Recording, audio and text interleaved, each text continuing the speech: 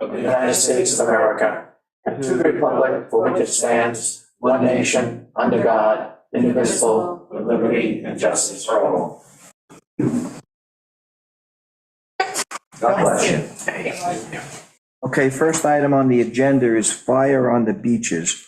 We had a letter from Joan Wicks in Hay Beach this summer concerning an ongoing problem over by Highbury Lane. Joan, would you like to come up to the podium and just give us a little bit of a explanation of what's going on and what we need to address? First of all, I'd just like to thank you all so much for having me. I'm very thrilled. Anyway, the proposal is that certain beaches around the island that are safe and away from bushes and trees be designated as safe for campfires solely. And the reason that I'm suggesting this, I live at the base of 69, I live at the top of 69 Dino Rock Road, and the beach is very narrow. And every year, I've lived there now over 20 years, every year at least 3 or 4 people come and set fires and campfires. And early on, I didn't worry about them too much. My late husband and I would run down to the beach and make sure that the wind wasn't strong and ask them to please put them out and make sure they weren't drunk, and all that sort of thing. But last summer, with all these fires going on out west and with the warming of America and with wind shifts, stronger wind shifts that are unexpected, I know that because I'm a sailor, so I know what's going on with the wind. At any rate, I got increasingly worried about it. So at first I thought maybe I could put up a sign that just said private property, no trespassing. But I didn't want to do that because during the day, a lot of people who are residents come down and sit on the beach, and it delights me. That's fine. Very happy with that. It's in the evening. So I don't know how many of you have seen that property or Highbury, but just let me briefly explain what it's like. You drive down Highbury Lane, and I didn't measure how big the beach is at the bottom, but Point Lane is there, and the water comes out from Point Lane. And some of the time, it's just muddy. Some of the time, you can actually jump across because it's not too high, and some of the time, it's high. On the other side is a much larger beach, and there are 2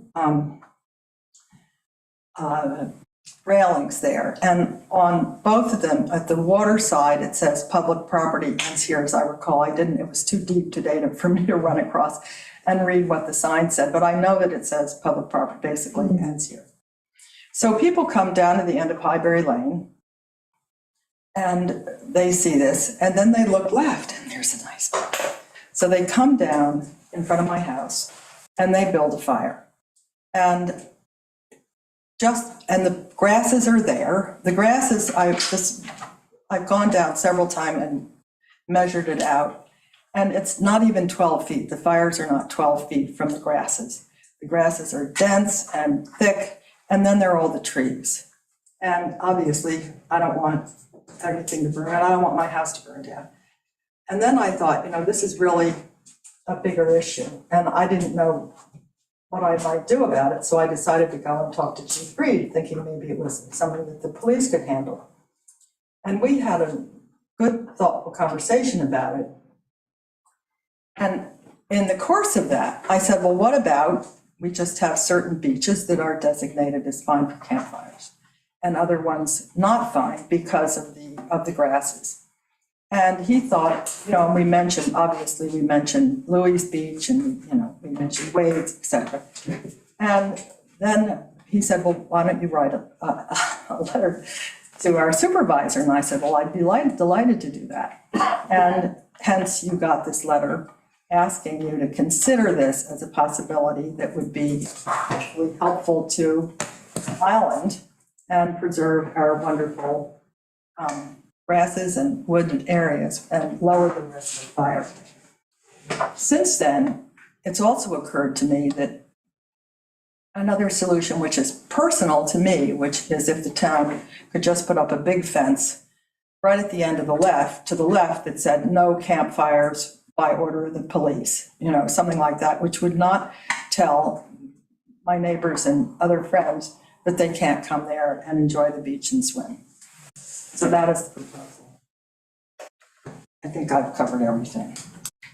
I did take pictures this Okay. morning, so I you can see. think Christina or Jimmy put up the area we're talking about here. You can see exactly where we are. There's a little creek going into a little pond there. This issue kind of raised its head during COVID. It seemed like we had a whole lot of campfires all of a sudden when everybody was out here. I mean, campfires have been a tradition on Shelter Island. Chief, we had this issue a couple of years ago, the same type of thing over east of Wade's Beach, where people were starting, some campfires just south of those houses over there. And some of those homeowners were nervous about, the grass is catching fire there. I'm not sure exactly how you handled that one. Yeah, so Jerry, I think what Joan is referring to is trying to regulate the campfires on town properties. Right. Anything below the mean high water mark in front of our house, anything above the mean high water mark would be for private property. And so I'm in agreement with you that during COVID and now thereafter, we've seen a large increase in the use of both Crescent and Wade's primarily for campfires. I mean, you could go down to Crescent on a weekday or weeknight and see, 4 or 5 fires at that beach during the height of the season, July and August. I had the supervisor-elect, the highway superintendent-elect just in my office a few minutes ago. I had mentioned this to him. I believe he and maybe Brian might need to be brought into the discussion because their employees have to deal with, when they clean the beaches, the fires at both Wade's and Crescent. So I asked Joan to come in and see you, which she has done. I think it's food for thought, and I do think that we're probably going to have to bring in a few other people to further this discussion as we move forward. But if we wanted to consider even Menhaden, if you look at Menhaden and Shell as decent beaches to have fires on away from private property, and then obviously Crescent you could do. But the only catch, Joan, to your concerns is that when we have families go down to the beach the next day, if the fire is not completely put out, you have burning embers that could cause injury. If we condone these beaches as the only places, are we taking on some liability for that? So there's a few hurdles to get over here, but I thought that her concept had merit, and I thought that merit should be aired publicly with the town board and with the general public at large. Thank you.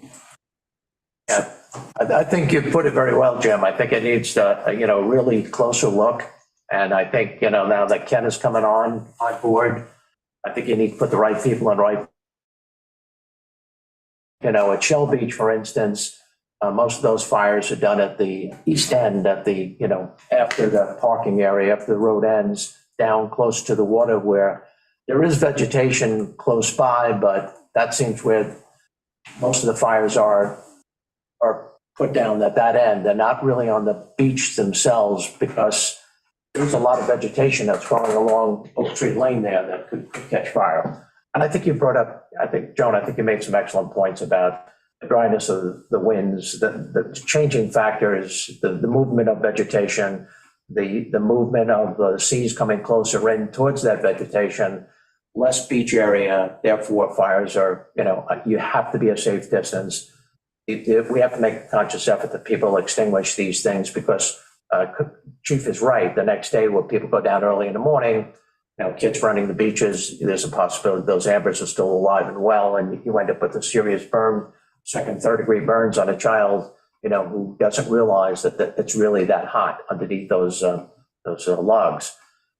So I think the whole area just needs to be relooked at. I think you need a little subcommittee to put together to kind of study the issue and make a recommendation back. But Joan, I think it's important that you brought it here.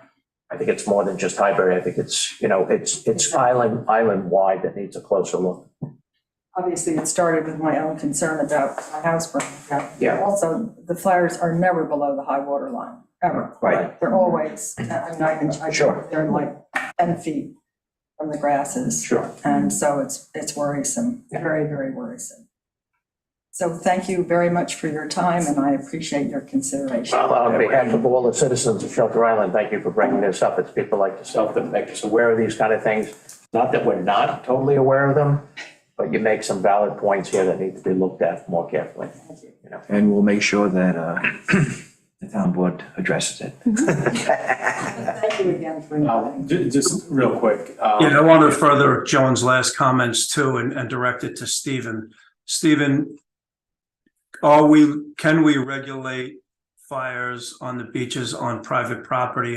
And I want to be clear that that is not what we're trying to regulate here, because you have people that own waterfront properties that may want to go down to the beach that they own and have a small campfire, which is lawful.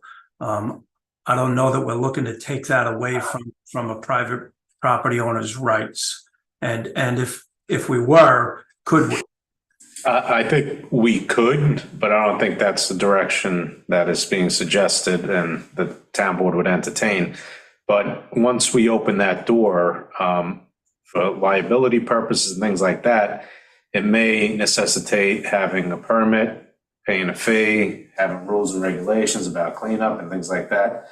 So it's not an easy thing to navigate, something that can be done, but it's just, it's a little more complicated than It's a little saying more involved. you can have Right. fires here and you can't have Right. fires. Well, if anybody has any other idea about how I might manage my own property other than running down after dark to make sure it's okay, I would welcome them. Okay. Yeah. Thank you. Okay, Good, sir. thank you very much. Okay, we have Jim, so we'll go to number 3 now. While we have Bill and John Needham are here, we'll do the dock moratorium. Okay. Yeah. Bill, this discussion came up, you know, with all these questions going on about, you know, we get applications, we try to use common sense, but sometimes common sense isn't what code allows. So, you know, so maybe we need to step back and address it. So I don't know who exactly brought up the concept of the moratorium, but.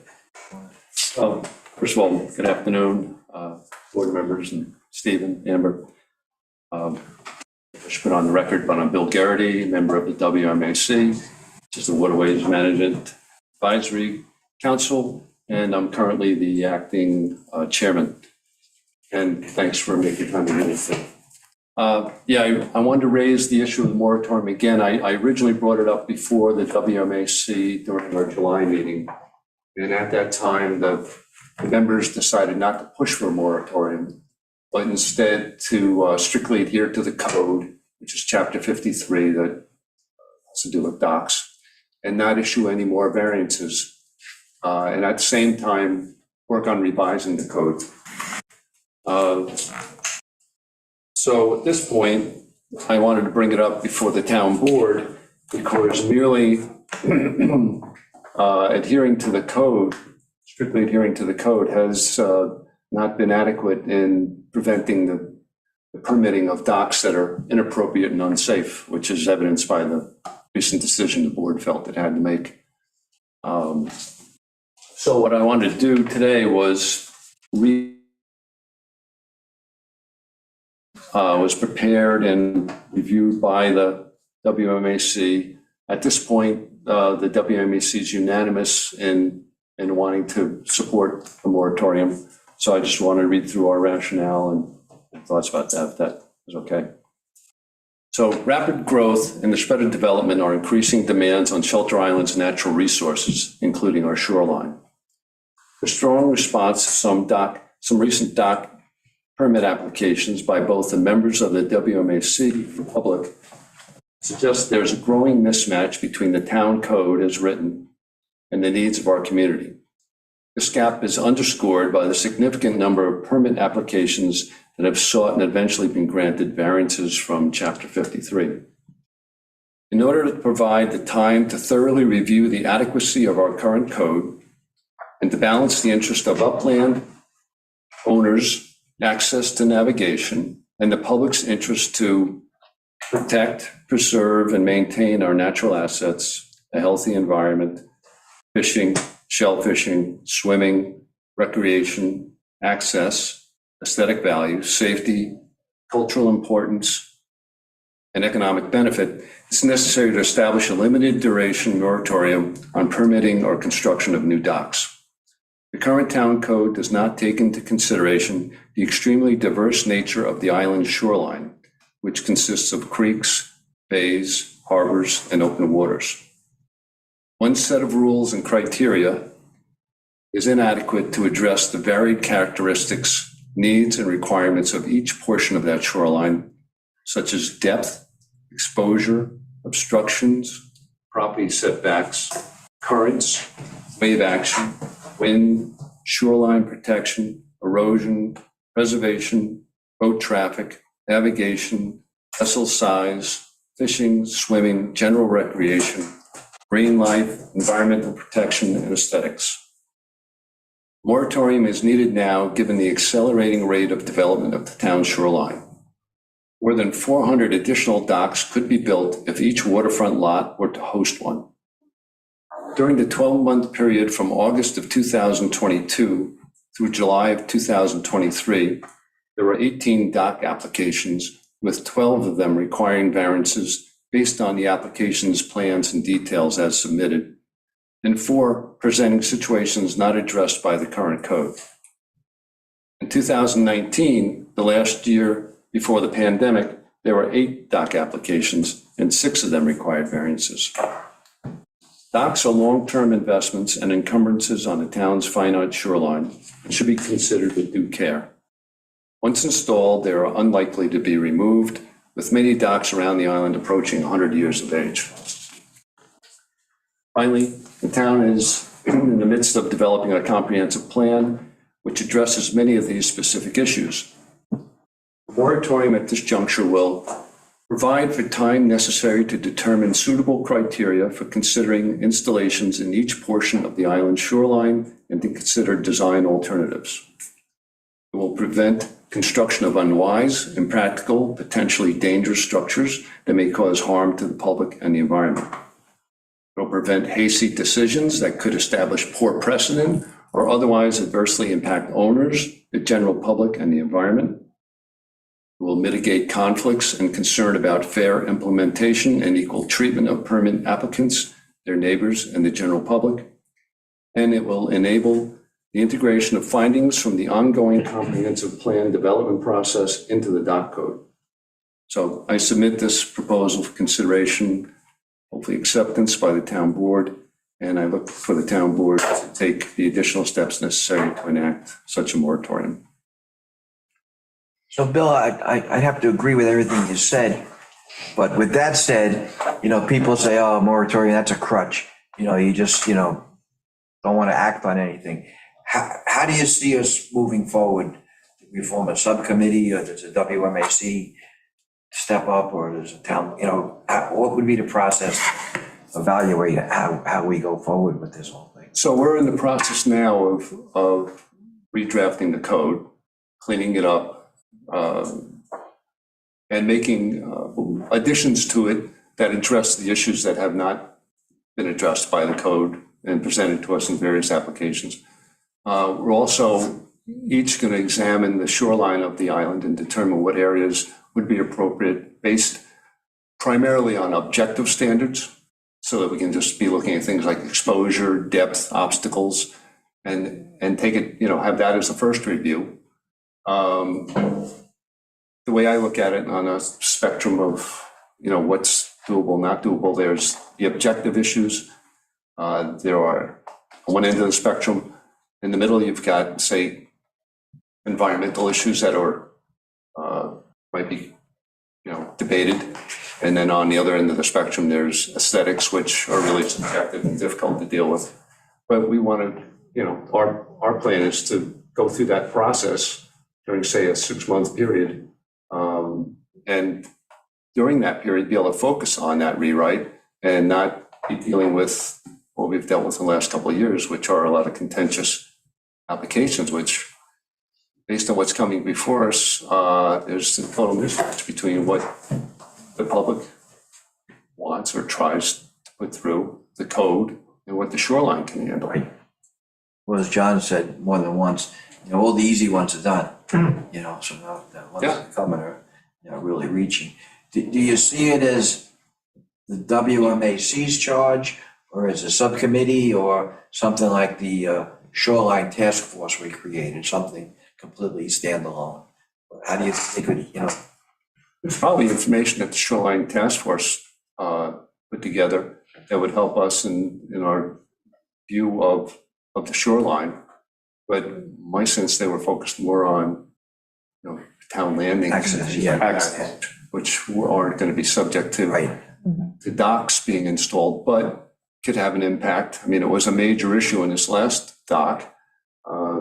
30 people or so who had access to a town landing and felt their use was impinged upon by an adjacent dock. So as far as the subcommittee, I don't want to make it overly bureaucratic, and I think everybody on the WMAC should be involved and have their own input. So I think we're capable of taking that all in. And Yeah, I do too. As the liaison, I would support the WMAC, whether the entire 7 or 6 people now, but if we get a 7th person on there, work on this, or a subcommittee of the WMAC, I think you have the expertise there. I don't think it's a question of us saying yes to this, because we're at a critical time where there are 400 potential docks that could be built, and it's never too late to start. Let's not put this off any longer. It is becoming a main factor for the town board. It's splitting us a little bit when we start to look at these dock applications, but it's definitely, as a person that sits in the audience and watches your meetings and participates, it is splintering the very fabric of the WMAC based on the factors that we have to deal with now. Because you have the property rights people, saying what they're entitled to versus the people on the other part of the committee that say that that's not an entitlement. We have to take other measures. I love the idea of when you started reading off that list of factors, there must have been like 15 different things or more that you just read off. You put them on a continuum. I love the fact that what you said, aesthetics is over here on the, it's something that's nice and fuzzy, but it doesn't weigh to public safety, safety over on the other end. And there's so many factors that you put in between here that the more we can become more objective and less subjective, if we had a rubric developed where we could sit down and actually score the applications and say, what, this one scored 76. This one scored 26. This one we're going to approve, this one we're not going to approve based on this criteria. And it's not shooting it from the hip, and then we got to get the town code to kind of match up on that criteria, what the emphasis is, to give a little bit of credence to the committee that they can make these kinds of decisions, knowing that the town code is going to support their decision. And I think that's where we're at, to the best of my ability. And I think we have the wherewithal to do it. I think the 6 people that remain on there, and including John when he comes, I think everybody kind of supports the moratorium, because we do need time to get this thing done. I think we did make an exception, when I shared that with the board, I think last week, in my report, saying that, if you had a catastrophe, you wanted to replace in-kind, in place, existing dock, that would be different. We're surely not going to wait 6 months for them, because the dock is split apart and wood is flying all over the place, on the beach or into the bulkhead, before we can act on that. So there could be some exceptions, which would be reasonable exceptions. If a person wanted to take a 125-foot dock and bring it back to 100-foot and make it more conforming, that's something that we could look at also. It's an existing dock, but they're doing enough significant things, and they want, we could entertain that and not have a complete moratorium, but have a moratorium on the introduction of new docks. And I think in a 6-month period of time, this is a little bit of our downtime. So December, January, February, March, we have 4 solid months. And then we start beefing up with these applications as we move into spring. now's the time to go get it done, you know? Stephen, how does it work? I know with the building moratorium, it has to go before the county, what doesn't have to, but we got the input from the county planning commission. Is this type of moratorium? Well, it does, like if it's a zoning moratorium, it has to, because they deem that like a zoning amendment. Right. This is in the administrative code, so I would argue it does not have to go for Okay. this kind of planning. So it's up to the town board. Correct, and I would just send it to them anyway. Yeah. But Yeah. again, I don't think the law requires us to do so. I would recommend, I agree that it should be with the WMAC and their exclusive charge with the liaisons, but I would offer up Joe Fenora, because if you're looking for objective scientific evidence, I think he would be an asset to. That's a good point. I would also add the harbor masters, or at least one of the. Yeah, because he's already part, I thought Bo was part of it, like a. Oh, yes, Bo shows up at the. Yeah. yes, I mean, just making sure that they get. Those are since good- they're on the Yeah, water. yeah, without a doubt, yeah. Good points. If we do it just for new dock applications versus board replacements or, any type of existing dock that gets a modification, would that slow you down having, some applications to look at? Or do you want a moratorium on everything so that you can focus exclusively on this? No, I think we could, that doesn't come up that often. Dock repairs in place and kind and with a conforming dock. Yeah. And I think you have to make the time for that. Sure. I did. Okay, just one. Another point is that I would hope or think it would be a simpler process than a zoning issue, because we're really not, the focus gets off of this all the time, but we're really not dealing with individuals' property. This is the town property where the town goes. This is public property. And so it's really not like telling someone they can't build on their lot. This is a, privilege people have. BJ has her- Yeah, BJ has her hand up. BJ? We can't hear you, BJ. You're not muted, but we don't hear you. Probably just not turned Volume, up loud maybe enough, I'll the go volume. down.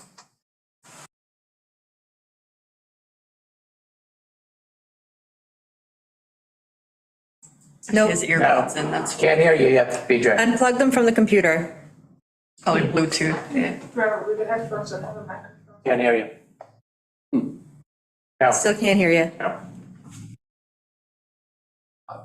John, did you have anything to say while we're waiting for BJ? We need some filler, come on. Keep trying, BJ. Yeah, if not, you could always call my phone and put it on speaker. If she has Bluetooth The earbuds. advantage of the moratorium would be to clear. More than- Turn off your Bluetooth. Yes, Yeah. of the distraction. I don't have to tell you what distractions have been for the past 2 years. It became overwhelming for me. So clearing the slate so that we focus just on this particular issue, I think would be a huge help. And we have criteria now, which are, it's a pretty short list, length, depth, and we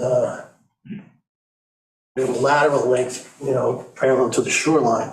That can surely be expanded and still grant, decent, safe dockage to a property owner, a boat owner. So I think that's what we'd be looking for, is how can we still provide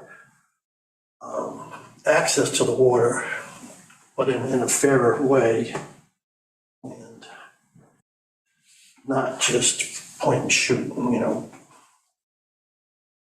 Yeah, it definitely needs to be addressed.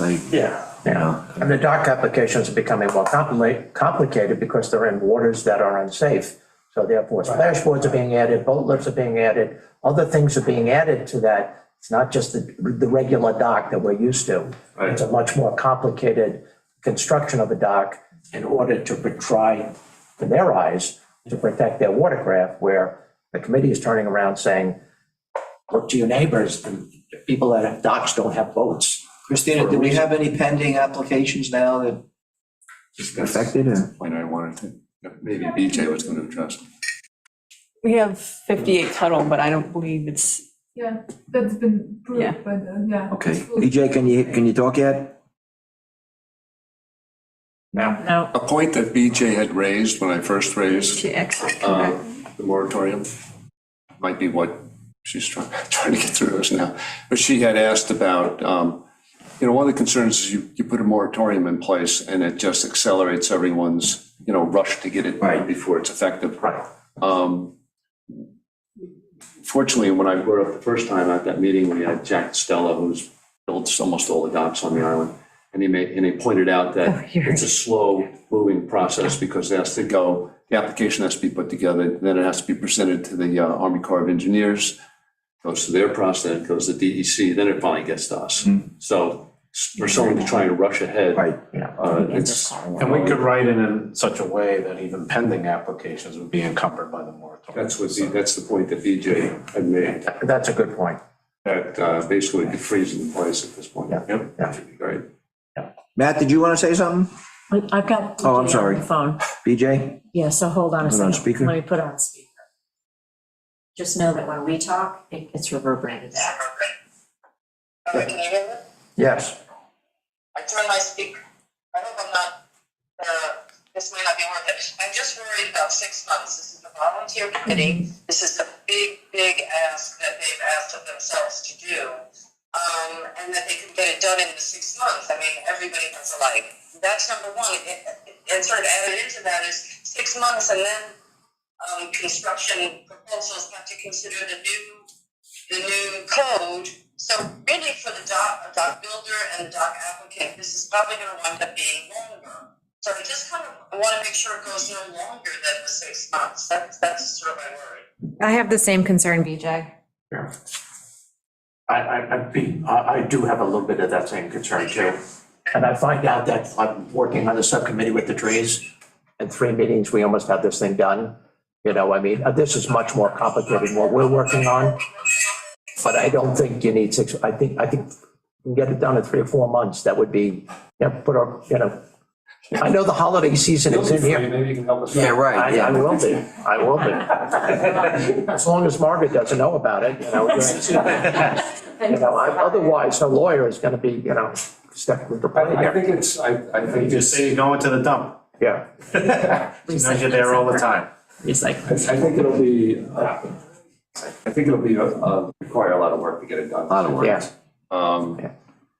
2 of us are working on the drafting of it now. A lot of it's pretty easy, but then there are the really, the issues that are going to have to be hashed out and debated, really to do with dock design. And then we want to take a look at other codes to see how they've addressed some of these issues. So it's going to be quite a bit of work and might require some doubling up some meetings. Right. But it's hard to say whether 6 is enough or not enough. You can just have a target and you shoot for it. That's it, exactly. You got to start somewhere. When you could have, the subcommittee meet, then the full committee, then the subcommittee, then the full committee.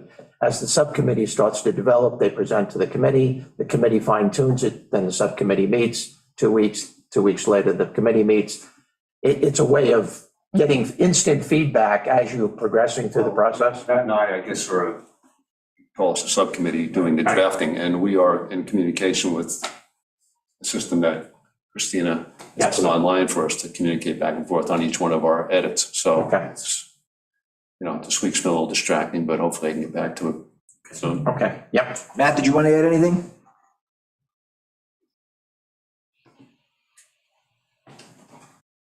You're on mute, Matt, if you're trying to talk. I didn't know that you were talking to me. Oh. No, I think, I guess all good points. I think just to reiterate, I think the emphasis on new is important. I think the, partial, renovations or to existing docks, that shouldn't be a problem, I don't think. And, again, in terms of, 6 months, I think it would be great to have it done by then. I think, it's whether that's actually possible to have it done through the whole process. I mean, I'm sure you guys are much more familiar with the whole legislating process than I. But in terms of the work that we're doing on the subcommittee level, I think 6 months we should be able to get through it and get a solid effort. The question is whether or not, how that feeds into the town board's process and timing would be, I guess, the question. But overall, I mean, I think it's, we've been through, I guess, some recent sort of painful permits. And so maybe I think there's a lot we can learn from them and take this moment of, maybe breathing now that it doesn't seem like we have the same on the agenda right now. Maybe now it's time to do a sprint and get things in place that we're happy with. And I do think that, the point Bill made about the gap between what the code says and what it seems like the public wants and what, I think the committee has also been pushing for. I think in the past, it's really, John has just, done sort of, a fantastic job in sort of bringing this process through and sort of softening the edges and bringing it forward. It'll be a loss not having him there, but I think he's really done that. And I think going forward, it'd be really nice to be able to have the code more of a match to what the community wants. Great, thanks. So Stephen, what's the process? How do we?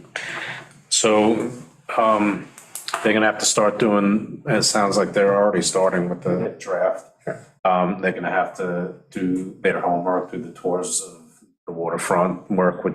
No, how do we officially start the moratorium? Oh, we just have to enact, a local law, I would say, to chapter 53, creating the moratorium.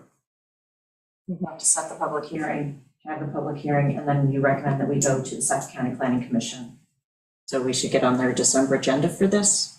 Correct, and again, I don't believe they have any jurisdiction. Yeah. So it was just to throw it out there. Yeah. But yeah, so procedurally, we'd have to treat it like any other code amendment. So we want to set a hearing on this. Okay. Yeah. We have to draft something for us. I was doing a quick check on the first 6 months of 2023, and we had 10 new doc applications and 7 that were replacements or modifications. John? I just want to back this up, but I think the timing on this is very opportune. We've got new leadership, we've got new membership, and what was the last thing I was going to say? Oh, and the contentious, and we've got some contentious doc applications in the works. rearview mirror now. Yeah. And so I think the timing is very apropos. And 6 months might not be the whole apple, but it might be a good piece of the apple. Right. To bite out of. And it shouldn't be just 6 months and that's it, we're done. It should be a continuing process. And, I probably failed at that. We didn't change the criteria for 20 years. So it's time to look at this differently. Yeah. I don't think. Actually increased recently. It's Exactly. Yeah. So can you forward me your statement? And then I'll incorporate that into the intent for the setting the public hearing. Great. Thank you very much. Thank you, appreciate it. I'm Thanks, Bill. just gonna second BJ's concern. I really don't want this to take longer than 6 months. I think you have a pretty good understanding of what needs to be addressed. So I think if you guys can really organize and maybe put, 2 people looking at the shoreline in one area, 2 people in the shoreline in another area, I think you can kind of break it up and tackle it in an efficient way so it doesn't take more than 6 months. I think you guys are all so familiar with the code, you've been staring at it forever, and I think you have a pretty good understanding. I don't want this to drag out and be a year-long process, so if we could make it 6 months, that would be great. Yeah, I do. That's just my concern. I don't want it to Next take season. forever. I would really like it to be. I understand not really getting into it until January, because there's so many holidays and everything goes on in November and December, but I'd like it not to go into the next season. Yeah, at the last meeting, I asked each member to take a look at the shoreline. There's some areas that are just pretty easy. Yeah. But, and Matt has put together a map that identifies properties that are undeveloped along the water. So, we've got that focus and I've asked them to do that, and the next meeting, we'll see where we're at, and we're gonna be moving in both directions at the same time. Okay, that sounds good. Good. Thank you very much. Thanks, Bill. Thanks. Thank you. Okay, next on the agenda is the 2024 budget. We had the public hearing. We closed the public hearing. We're going to go into a special meeting after this to adopt it. We have a couple And Shelby, you wanna? talk about it? Shelley, you want to come up with us? Yeah. It's up to you. That way.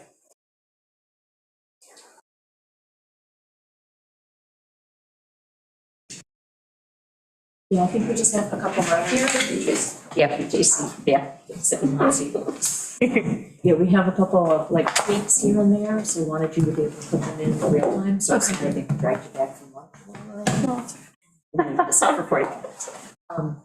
And then also, I just started to realize what you sent me earlier. Some of the things that we had previously discussed was in there, but I didn't want to miss anything. I thought you might Want to share it? I'll let Shelby share. Well, I'm looking at the same thing you are. Okay. Yeah, I mean, I guess I should I share. don't know, do you have like a list of your, I started highlighting things Okay. things that we had started to discuss, so I guess I can do it here. I just wanted to be able to like scroll down through. Do yours, because I'm gonna like keep hitting things that I thought we needed to discuss. send it to Christina quick. Yeah, Christina, do it. Anyways, we were reviewing like just where like various clerks were coming out salary wise and making sure that we've got, clerks kind of on an even playing field. We hire somebody new and then they get bumped up and then we need to look at where everybody else is to like make sure we don't lose somebody because we're seeing somebody come in, lesser experience. Longevity can make up for that, but still having their base be lower than other people coming in. So the first ones, and you have been going through and working with the clerks to,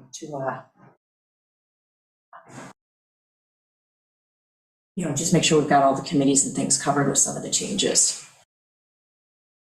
I guess I could share it, Christine, if you've got the share available. Yep. At least for the first couple until you're ready to. Okay, got it.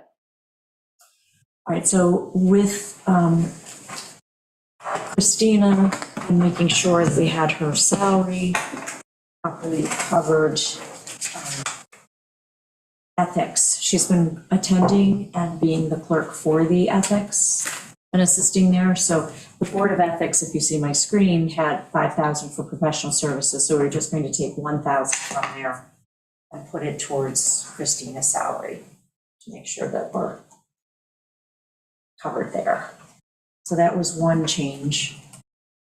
We'll just keep going down, and if you guys. That's fine.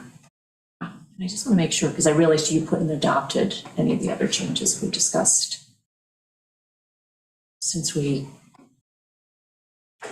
adopted the preliminary budget. And on Shelby had moved up in title to account clerk to senior account clerk. Have I got that right, Shelby? So her proposed salary was $57,976. Wanted to take that up to $60,000 even. Judy, just looking at her compared to some other new hires on clerks, her base, she does work 30 hours versus a 35 or 40-hour work week, but just taking her up $1,500 to $51,500. And then there's a little tweak on her longevity.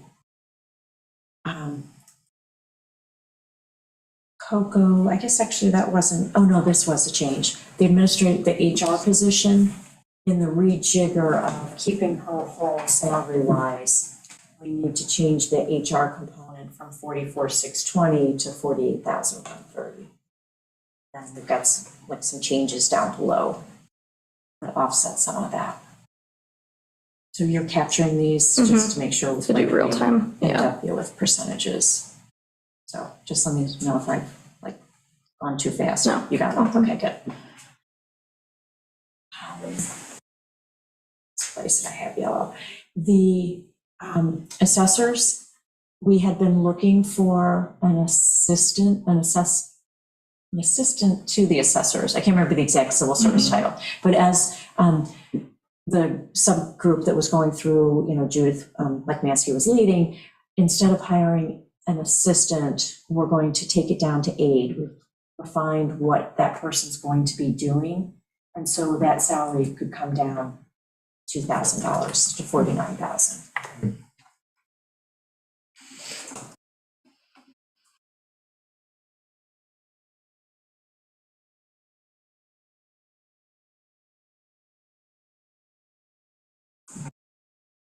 Making everybody dizzy because I am scrolling, sorry. Under animal control, the A3510. It had been Coco, but that's going to be Catherine. So I just wanted to change the name to Catherine's name. And also looking at the time that's spent for deer and tick with meetings and stuff, we did need 1455, 600 should be sufficient to cover her there. Okay. They're not meeting every month because we don't meet some months during hunting season. Yes, yes, so we adjusted We that. probably average every other month type of thing, Mhm. 6 meetings, Yeah. maybe 7. And then under A4540 EMS, that clerk is going to be changed from Coco to Catherine. And again, we didn't need 1455, it's a quarterly meeting, so 600 there. I think I'm not missing anything. Adopted column.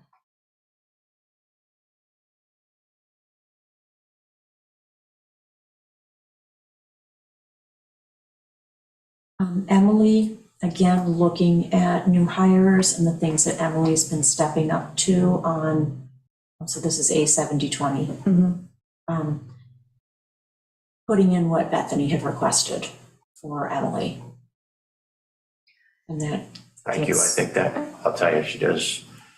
Yeah, she does a Our lot. fit center is top-notch, really, equipment-wise, and kept clean. And our membership, by the way, is really getting very close to pre-COVID numbers. Does a great job over there. Yeah, that was the other thing too, yeah, the revenues and that. And by the way, I'll give you that, the report, the recreation report, a slight increase in fees.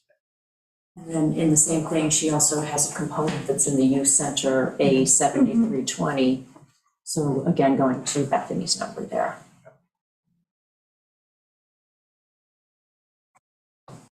And which is this A8140, which is Housing.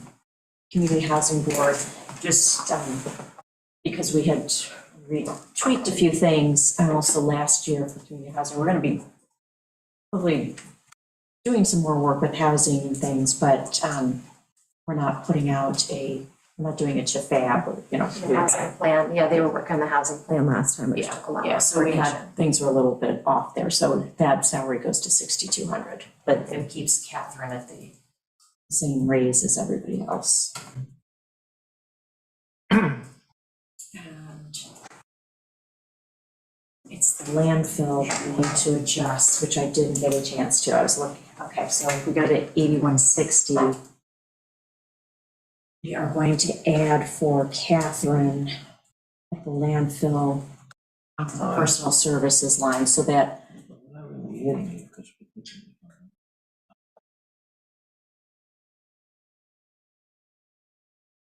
oh, okay, right, because she's going to be out on. Yeah. Okay, all right, never mind. Nothing to be changed there. Okay, I wasn't sure, that was the piece I was asking you for just before the meeting. Okay. And then, I don't know if there was anything, I'm gonna keep going. Oh, Taylor's Island, that's just a name. Change in name. Change in name, so 8510. Going from Coco to Catherine.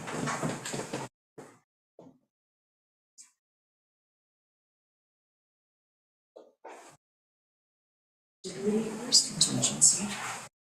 Up towards the top. Did you tweak that? You were, like, you'd had a chance to go back and look and see. No, because we put in what Oh, okay, the actual is. okay. And We're headed towards the PD, we could tweak it a little bit or no? mm-mm. Oh, it wasn't that you, significant. okay, you're Yeah. amazing about that, okay. Okay, all right, so that was it for the A fund. B fund.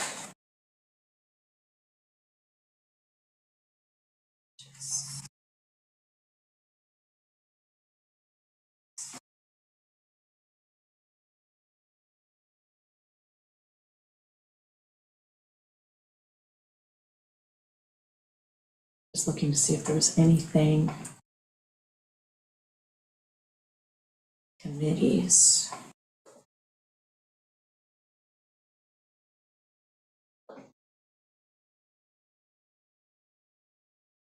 I think it was all 8 committees that we changed.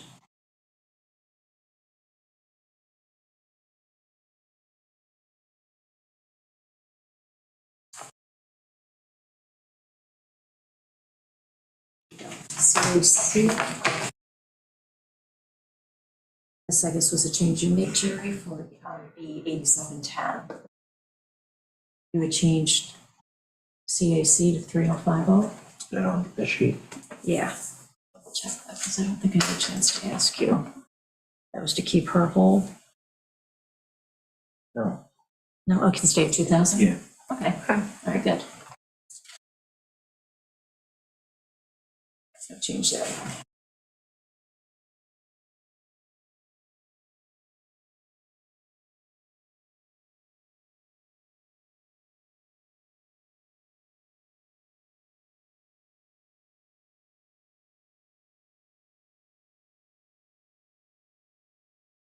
Right. Skip then, because I didn't have anything that we had discussed on DADB unless there's something you remember, Shelby. CPF WQI. Okay, Good job. Hopefully- Good recommendation. hopefully, I don't know what that does to our, So it went to 6.3. 6.2. Yeah, I'm just trying to find the difference. I guess it's It didn't, such a small. it doesn't seem like a significant, or it's on the edge. Yeah, but this one just on the cusp because all the other ones were kind of like take from here, add to there. It might be just enough to bump you though. You know, Yeah, that's a- $4,923 between like your 6.2 and then now this one. Okay. Yeah, so that's why. Okay. $4,000. Any other questions, comments? No. Jim, you want? No, you want me to go through that? I would be happy to do that. Christine, if you could put that up, I'd be happy to explain that a little bit.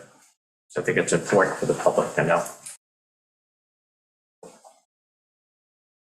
That's what you did out last week. Yeah. So, yeah, this was based on the numbers we had up until today, which changed very, very insignificantly.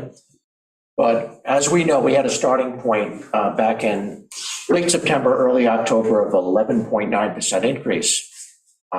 So therefore, if you take a look at the budget, every point on the budget was worth about $124,500. That may have changed slightly because of the numbers now. In the last 10 years, we've averaged about a 4.6% increase. The two highest being in 2020 at 5.9 and 2015 at 6%. And we're in that neighborhood now. I wanted the public to understand that there are 5 increases right off the bat we have absolutely no control over. That's number 1, the New York State retirement system. That increased by $87,912. The police retirement system, and there's the numbers from last year to this year, increased by $43,461. Social Security increased by $33,681.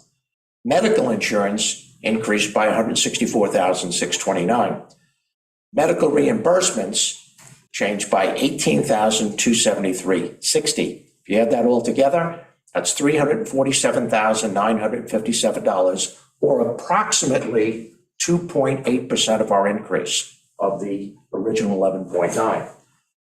Then if you take a look at mortgage tax, and we altered this, remember, in 2022 or 2023, we forecasted 500,000, which it didn't come to fruition because mortgage taxes are down. So we forecasted 300. Now, Amber, you mentioned going up to 400, which we made that allowance. But we still lost $100,000. That's significant. That's 0.8% of the 11.9. If you take a look at the mitigation plan, which the town has, sea rise is real, and we have to address it. We can't keep putting these kind of expenditures off. But we do need to raise our roads and we need to take measures to guard against sea level rise. So that is costing us about $50,000 in design work for looking at the causeway in Ram Island Road next year. ADA compliance, we started working on this several years ago. We have 2 buildings that we've kind of keyed in on. Most of our municipal buildings are ADA accessible. The one across the street, the new Shelter Island Community Center, the ramp is being built as we speak and should be done within a matter of a couple of weeks. But we have 2 older buildings that are about 85 years of age that lie just to our north. That's Justice Hall and Police Headquarters. Last year, we worked on looking at a design plan for Police Headquarters. We pretty much have that done. Next year, we're going to go into Justice Hall. We had done this years and years ago, so we won't have to start from scratch. We'll probably be able to save ourselves a little bit of money. But in terms of ADA compliance, that is costing us, again, we spent $50,000 in last year's budget, $25,000 respectively for next year's budget to get these jobs done. If you take a look at mandated updates, according to a town capital plan, your town now has, and thanks to Amber and Jim and Jennifer, who've been working on this and putting this plan together for us, we have a capital plan that forecasts capital planning expenditures for the next 5 years. If you take a look at what's in the grind on the forefront right now, number one is Suffolk County Police radios, projected over 4 years at a cost of $41,478 for next year. Those radios aren't a luxury, they're a necessity. We have to be able to communicate with Southold, so those radios are a given. We have to do that. The Taser 10 purchases, they're projected over 5 years at approximately $8,400 per year. The walking floor trailer, that's the trailer that you walk in down at the recycling center that hauls a lot of our stuff, off the island. That is a $70,000 investment for next year and the year after, projected over 2 years. The air burner is also $130,000 projected for next year. So if you add that together, very close to $250,000 or approximately 2% of our budget. If you take the funding for the paramedic, and in the beginning we talked about, can we get away with, because of retirements of some key staff members and our EMS that have those kinds of credentials, could we get away with, just having a paramedic work from maybe 7 a.m. to 7 p.m. and cover us 12 hours a day? We found out that 41% of our calls for EMS happen between 7 p.m. and 7 a.m. And they're usually a little bit more significant in the middle of the night, where we might have stroke victims, heart attack victims that need to be addressed, and they need proper credentialing. You need paramedics that can be able to accompany that. So this now proposal for next year, I'm happy to say that, and it was a big chunk, it was a big expenditure, but every human life on Shelter Island is important. And we weren't going to put a price tag on saving $100,000 and having a person or two die along the way. So the cost from last year is risen by another bit of a change. The coverage is now $198,250. That includes about a 1.6% increase. That includes the $8,000 of ferry cost to get the ambulance over here. Now that ambulance, when it comes, is coming from Stony Brook Southampton Hospitals, is fully equipped ambulance, has a full line of medications, and of course has the paramedic. The paramedic is not only on duty here to take care of certain emergencies, the paramedic is here and goes on routine responses. Why? Because they are there to critique. And it's a helpful thing. It's like having an instructor on site to be able to give feedback to our other EMS personnel and to bring their credentialing up, which is important. They're also doing some additional training for us. So it's a great help to the EMS. The town payroll, we figured most people got about a 3%. Some people got a little bit more than that, but varied, sometimes as much as 4.5% on salaries. And it really kind of depended on certain things.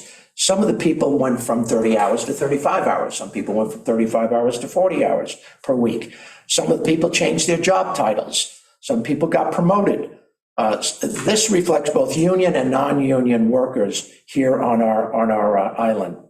So that was another increase of about 2.4%. So if you add that all together, you get a grand total increase of $1,271,085. If you divide that by 124,500, it equals 10.2% increase. So how did you get to 6.3?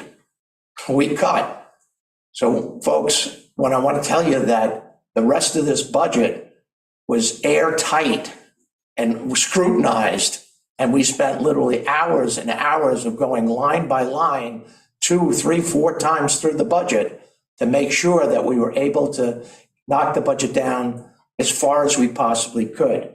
But the things on this page are real. They're not fabricated. They're actually real numbers and things that we have, a little control over. Yeah, we had some control over the paramedics, obviously with raises, but folks, we have to give our employees a fair shake when it comes to salaries. They live on an island where the cost of living continues to increase, and we need to keep our good staff here, earning a decent living to be able to live here. So that's kind of the presentation. Fellow board members, I'm sure you might have something you want to add or say, but I just wanted the public to understand that this was not an easy task. In my 8 years of being on this town board, and I've gone through this process 8 times, this was by far the most demanding. And I'm not just saying that because it's the last year of it. It was so much easier before because we didn't experience, especially in the top categories, these kinds of increases. They were extraordinary. So we did the best we could. Thank you very, very much. Appreciate it. Thanks, Jim. Hey, you want to say anything? No. BJ, do you want to say anything? Okay. Yeah, I just want to echo what Jim said. This was, by far my hardest budget to put together. And, it was an election year and you get a lot of, insinuations or statements. And I think it was, very good budgeting on everyone's part here. We very fiscally responsible. We looked at our fund balance and saw that we could afford to take some of that money. We looked at the COVID money that we had and we saw we're eligible to use it for one-time expenses, and we did. Over the last 4 years, we incorporated user fees wherever we could and increased permit application fees to lessen the taxpayer overall taxes, which we were questioned on in the campaign that, why you're doing that, and kind of common sense. If, we can lessen the overall tax bill by, user fees or specific uses, we're going to do it. That's what we did. So I'm very comfortable. Yes, it was a little higher than we wanted, 6%, but we worked real hard to get it done. And I have to say, Jerry, everything that you just said in terms of increasing revenues was critical. That to keep it where it was at. And we didn't do this haphazardly. Those increases were justified and updated, and they are directed at the people that are using that particular service. So I think that was important. The other thing I have to compliment Amber is from the time we even went back to the cell tower money of getting $2.2 million given to us, the selling of the cell tower, that plan that we put in place was an extraordinary plan. When you really think about how, your input into that, paying off the highway barn, doing 5 major projects, putting $1 million aside for future budgets, covering us 15 years out from 2018 to 2033, and also creating a fund for the capital planning, which we never had before, of $300,000 as seed money, because we have to put that money out. Yes, we get that money back when we apply for the grant. When it's upon completion, we do get some of those monies back to put that back into that pot. But all of that was masterfully done. And I will say that the reserves, I didn't bring that in the presentation, but we could just as easily walked out this door, and that's BJ, Jim Colligan, and Supervisor Siller, and said, you know what? we'll outvote the two people that are coming back and say, we want to use all our reserves and walk out a hero at a 1% or 2% increase. It would be totally irresponsible on the part of the three of us to do that. So what I'm telling you is the God's honest truth. When we sit here, we are not only making decisions based on 2024, we are making decisions based on 2025 and beyond, because we want the future town board, which will be three new people here, to be able to inherit something that's sound and fiscally responsible. So, a credit to Amber and Jerry for putting this together, and the entire town board for that matter, for, looking ahead and not just trying to, look good on paper this year, because there's always next year and things that have to be done. So that's my little pitch. I would say in closing, the town's financially in good shape. Now we gotta get the rest of the ducks in order. Yeah, we have, I don't know, so, Audit should be posted soon. Yeah. Last year. Yes. and we have no outstanding debt, Yes. which is great. Which is huge. We could have just as well created some outstanding debt, which we don't have. I think, we've tried to demonstrate real responsible fiscal good behavior here for a number of years. Thanks. Jerry, you had started to ask me about what our bond rating is. Yeah. We haven't gone for a bond rating because we don't have any debt, and there is a cost associated with getting that bond rating. So since we're not looking for debt at the moment, there's no reason to pay, I think it's like 15 to 20,000 just to get the bond rating. So we'll, if we take on debt for something in the future, then we'll incur that and figure out where we are. But we should be in a good place because one, we have no debt. And two, I think if we looked at what the Office of State Comptroller looks at for stress factors, I think ours, because we have no debt, our budgets are fine, our fund balance is fine. I don't think we're not a stressed municipality. So I think we'd be looking good. Thank you. Okay, with that, we're gonna go around the table. Meg? Comp plan meeting on the 16th, Thursday. And we're just gonna continue working through the comments we received. I'm not sure about Friday's comp plan meeting yet. We had someone come up with a conflict, so I'm trying to confirm another person to make sure we have a quorum, but definitely Thursday, we'll be having our meeting. Tomorrow, we have a team from the ETIP grant coming out to visit from the Concussion Institute, and a bunch of other professionals are going to be coming out to the island to get the lay of the land, and we're going to take them on a lovely little driving tour so they can see all the ferry terminals, they can see some of the areas of concern that we have with, the causeway and low-lying areas that flood. All the facilities. All the facilities, they'll see all the municipal buildings, they're going to talk to the library and the school, the recycling center, and just really do an inventory of the island and the resources that we have at our disposal. So they'll be here all day Wednesday and in the morning on Thursday, and then they'll be taking off. But this is going to be probably at least 12 to 16-month process. And so we're just getting started, and it'll be really an information gathering session. And that's all I got. Okay. BJ, got anything? Oh, we can't hear you anyway. Amber? Yes, ZBA met last week, and the application, it was a work session, so they discussed the public hearing on a house in the Westmoreland area that had 3 stories. And so when the 3rd story was built, it was to be storage space in the attic only. At one point, the building department was in there, discovered that it was being used for bedrooms. They wanted to try and legalize those bedrooms. And it's kind of got back and forth over the years. So that tomorrow night's ZBA meeting has been canceled, but when they have the next meeting, they're headed towards denying that application. So what happens then? What are the options? Well, it has to be revert to storage. The size of the doorways is more restrictive when it's storage only and not for, human residence or whatever you want to call it.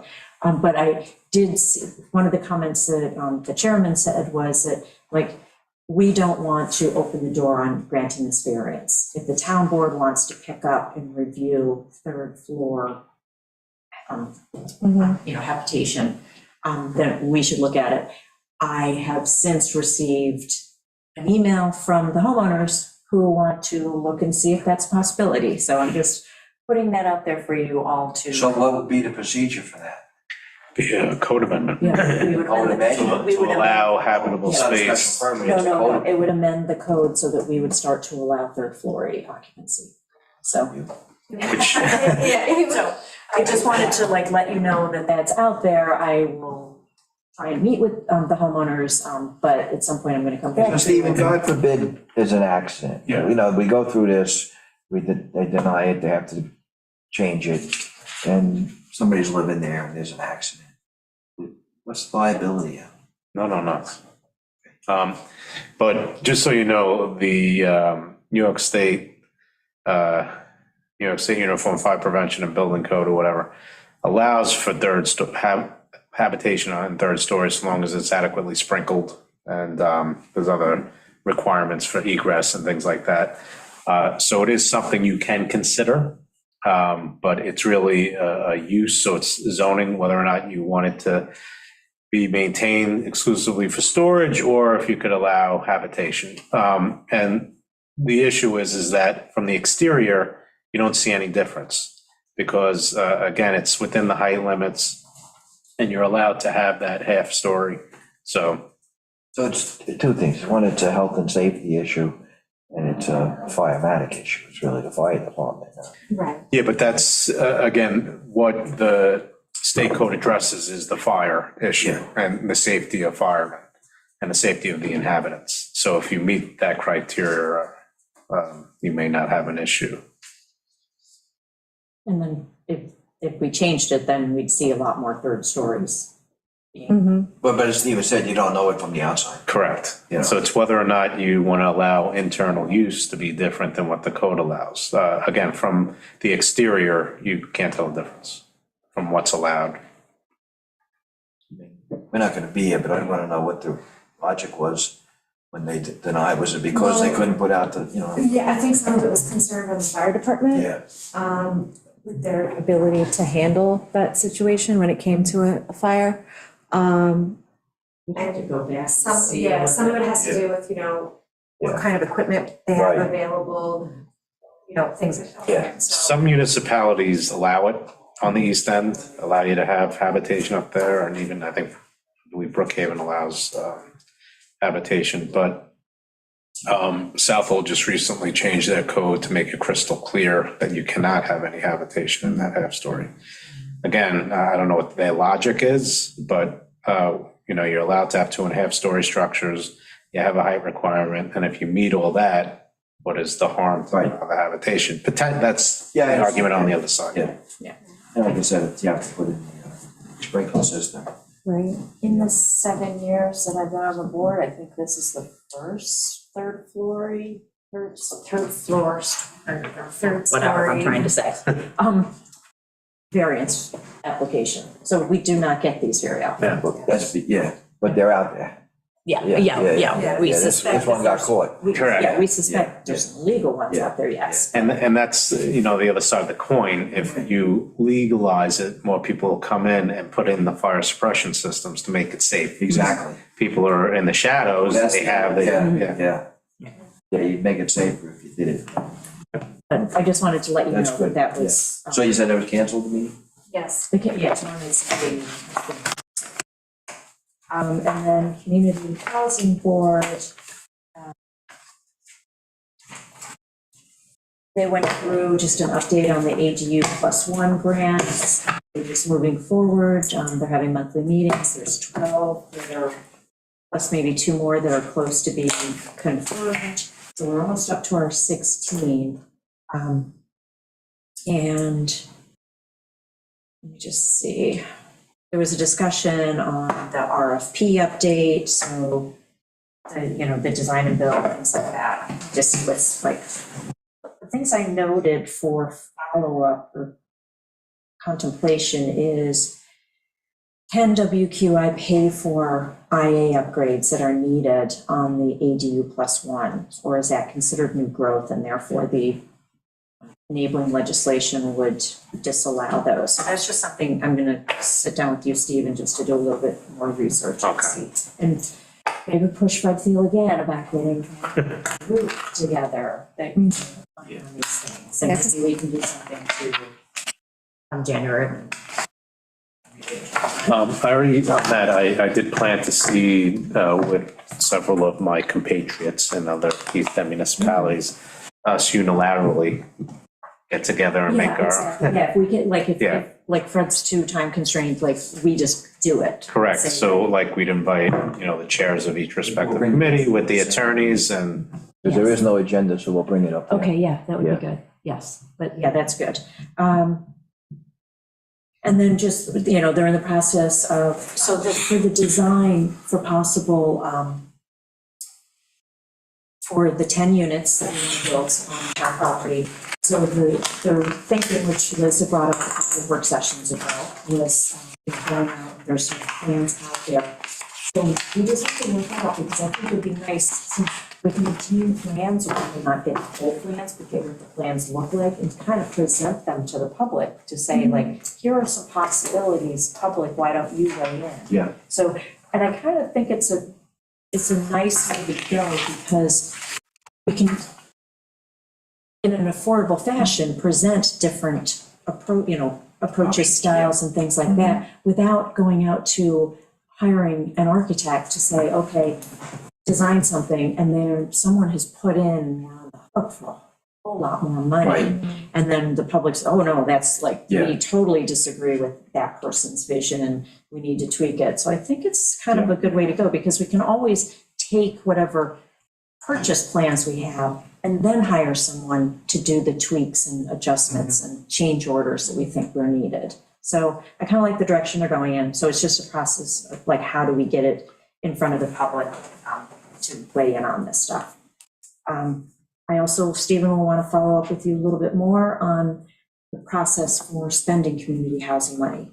Like, we don't want to spend it on these small things, because there is a budget within the community housing boards area for some professional services, things like that. So I think, like, plans and attorney that they want to hire to follow up on some of this stuff is can be paid for with budgeted money. But when we get to the process of actually using the 0.5% money, do we need to do public hearings before we can actually expend funds, similar to anytime we do CPF and anytime we do WQI, unless it's for the residential AA. So that's, off the top of my head, I didn't see any language similar to the CPF where you would have to hold the public hearing, but I'll. yeah, I just want to, so we do everything by the book. And then we will also, at some point, which we'll bring our grants writer, Jen Veziano, into the mix for working with the Community Housing Board as we move forward on the 3 parcels with the 10 units, like, if there's other grant monies out there. But we also want to always pay close attention to, if we're bringing in grant money, what are the strings attached to that money? So Jen Veziano has experience with this, so we'll work with her. So that was my highlights from that. And then just a quick aside, September was very good to the housing committee, housing fund. We got $121,000, 0.5%. In September? Yes, Oh, okay, because I don't think Liz had that. just got it yesterday. Okay, because you're up, 121,000. okay, so we had 137,000, so, okay, nice, we're up to 258,000. Yeah. So that will help. So BJ, I can't remember if you were there at that meeting, if you had anything to add on that? No, actually you. Yeah, she Sorry. can't answer. Yeah, I was gonna say BJ usually attends, but you're Yeah, I was actually the gonna- other yeah. liaison, sorry. Okay, that's all that I had. Okay, Jim? Yes, tonight we're meeting third and maybe final of the subcommittee for the Tree Protection Preservation Committee. So we've made some major strides, and we're going to Wait, what are we calling this committee? tree protection and preservation. Oh, okay, so this is the lot clearing? Yes. Okay. Lot clearing. Okay. Yeah. So we've done a lot of work, and I have to, Sean Davies has been tremendous. I would like to announce, a little premature, but I wanted people to put it on their calendars, December 9th, which is a Saturday, around 4 o'clock. That's not concrete yet. Shelter Island Community Center are celebrating the career of Brian Sherman. I've been working with Ken Lewis on this. I will talk to the board about this, after the meeting is over, about some particulars. But celebrating 34 years of tremendous service by Brian to this community. So that's for December 9th.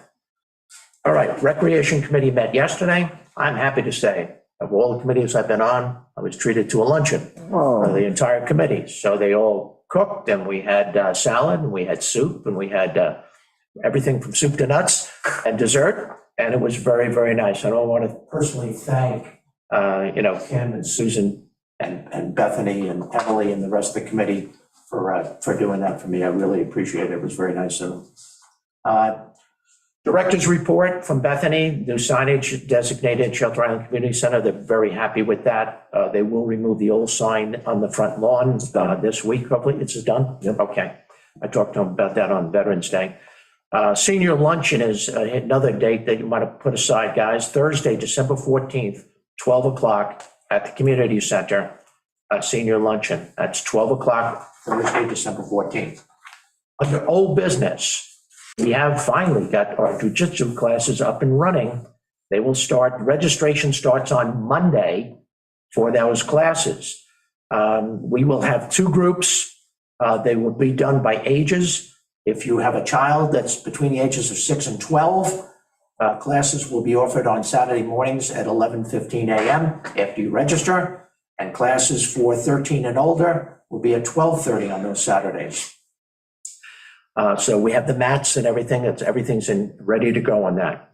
The fit equipment, we are purchasing at least 1 treadmill, perhaps 2, if we don't get the second treadmill.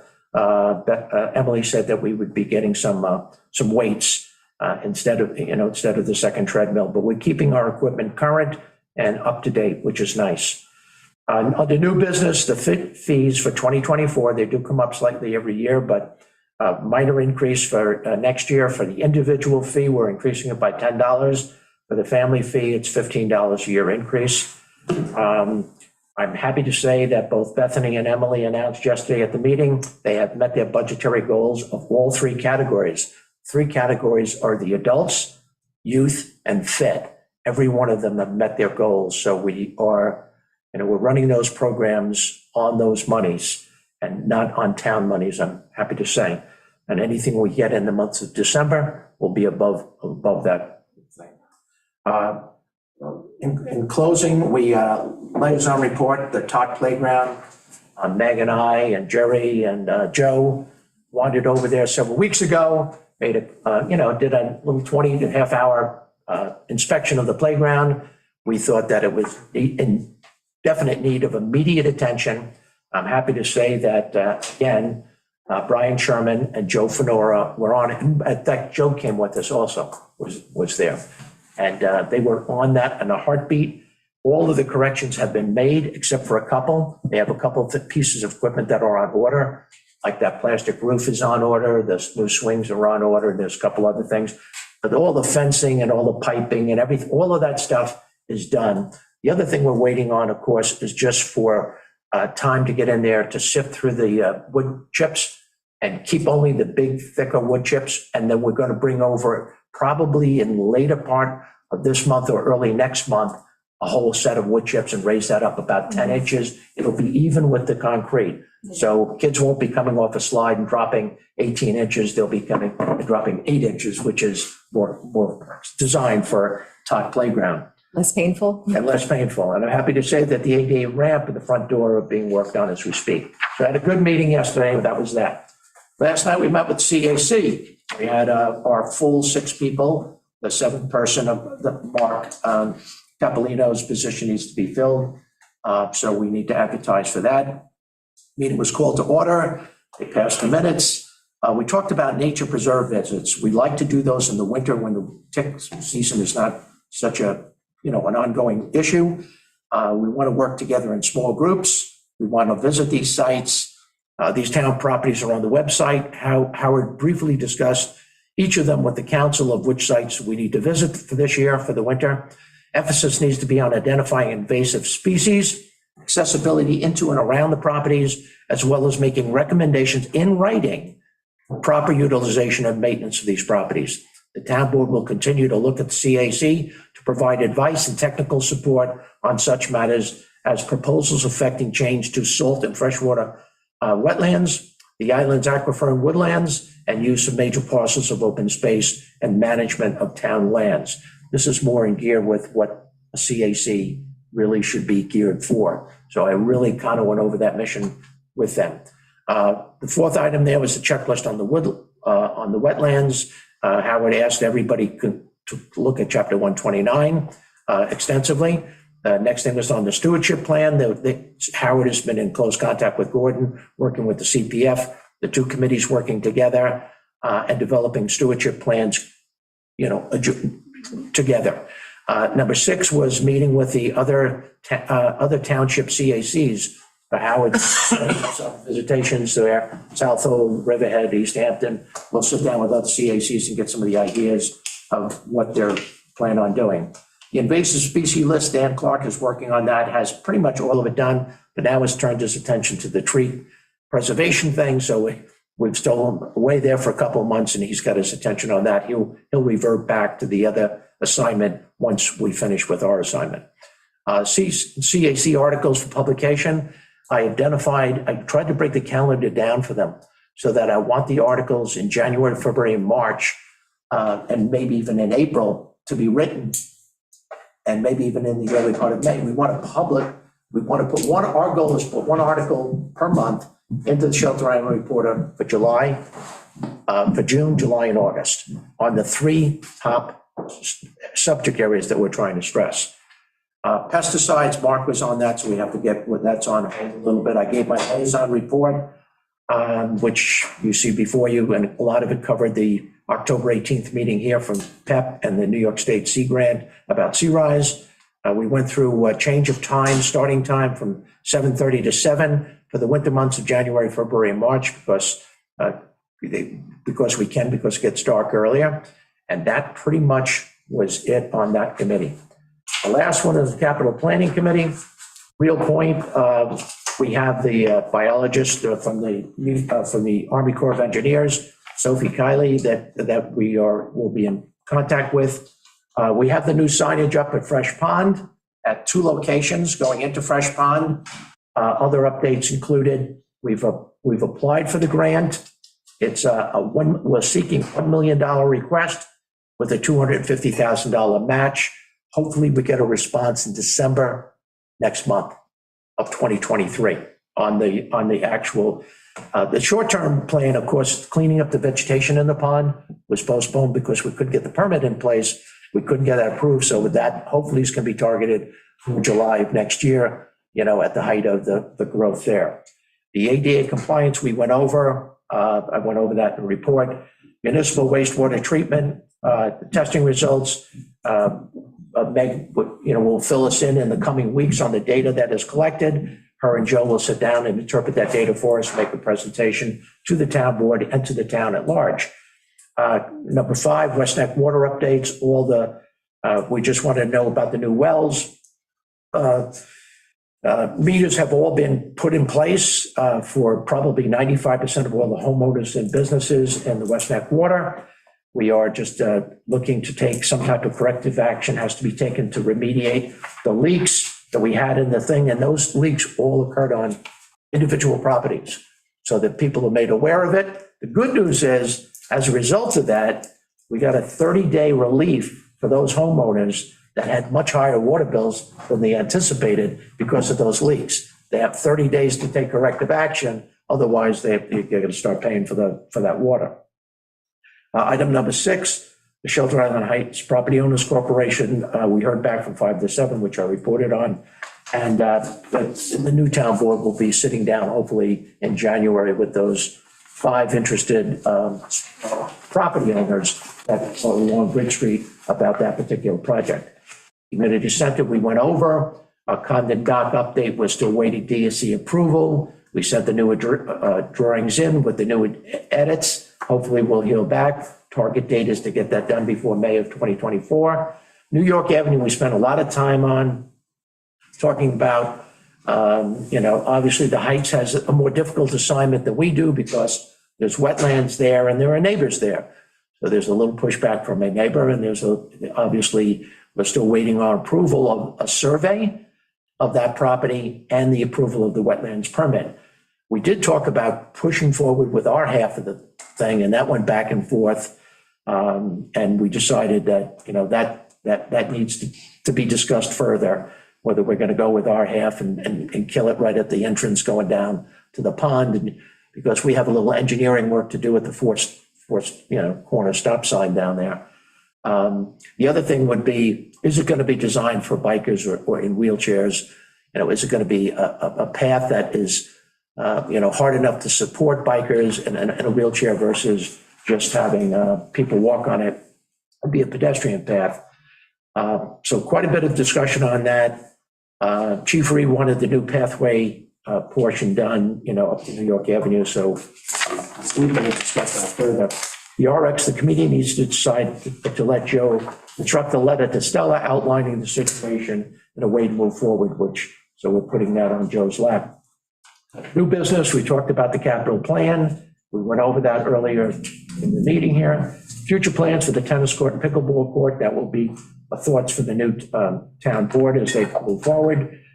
Town hazardous mitigation plan, Jim was nice enough to send me a copy of that, and I have made a copy. I plan on Jim reading through that and bringing that to our last meeting, because I would like to focus our last meeting, focused really a little bit more on that mitigation plan. The other thing is on the top playground, we already reported on. The scale house it's in production right now. It should be delivered in January. Future considerations, I discussed all the stuff on sea level rise and natural shorelines. Jennifer's report, New York State Water Infrastructure Improvement Grant. We made an application on August 11th for drinking water program to connect the town hall complex. That was we put in a grant for $3 million request with a $2 million match. Response is supposed to come back next month.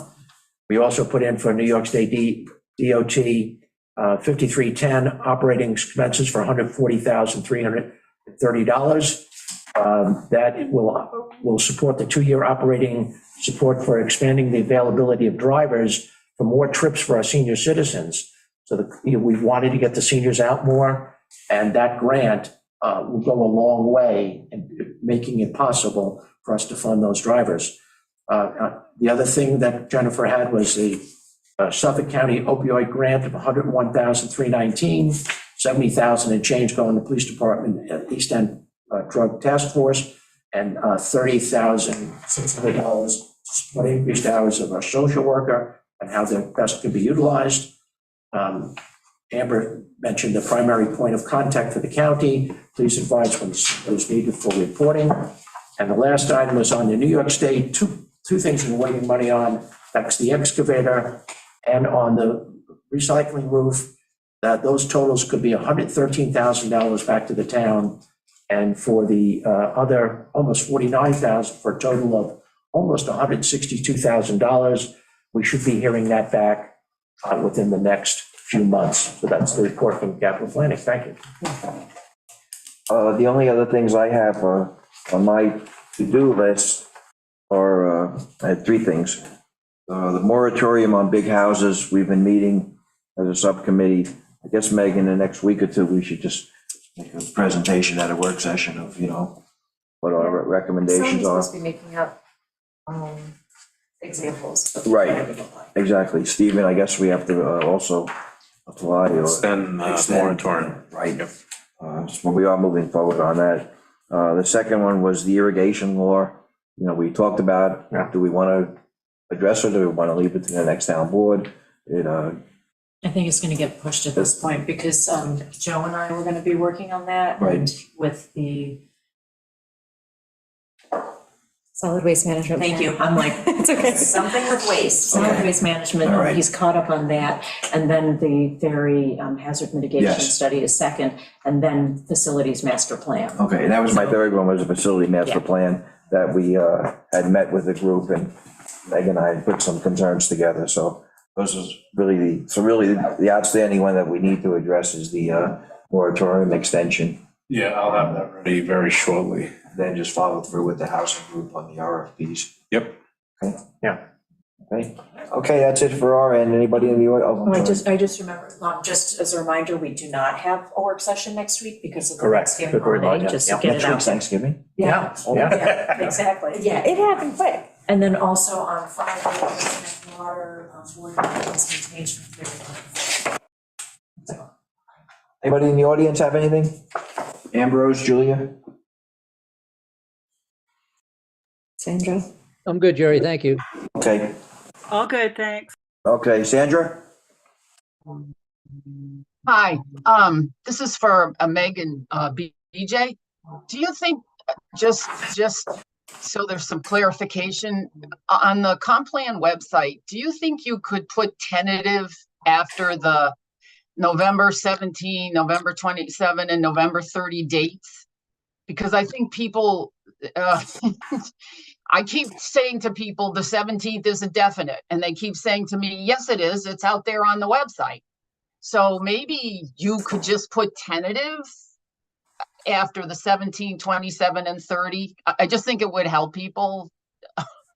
Okay, yeah, I mean, the 27th and the 30th are definite. I just received information this morning that made the 17th questionable, so. Oh, okay, okay. Yeah, but we'll do that, Sandra. Okay, and do you, at what point will you decide that the 17th is a go or a no-go? As soon as I get confirmation that I have a quorum or not. But it could be that day. Well, hopefully before then. I've already sent Oh, okay. out. It's Friday night's meeting is the one she's asking about. No, but. But Yeah, just Fridays. No, I know the 16th by is Thursday, I on. should definitely know. Yeah.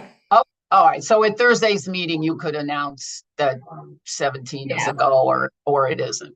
Okay, thank you. You're welcome. Anybody else? Okay, I'm gonna make a motion, we go into a special meeting to adopt the 2024 budget. Have a second? Second. All those in favor? Aye.